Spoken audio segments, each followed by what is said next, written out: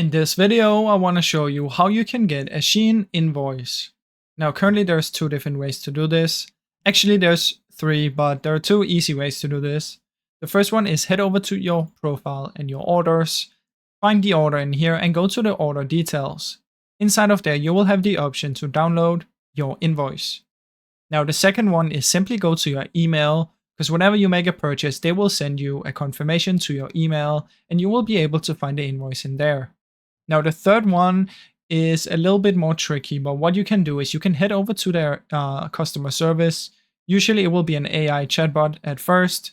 Type in invoice, and usually it will ask you for which one you want to get the invoice. And then you can simply send the order, the one that you want, and then they will give you the invoice. So that is currently the three ways to do this, guys. I hope you enjoyed the short video. If you did, please leave a like and subscribe, as it helps me out a ton. Thank you so much for watching.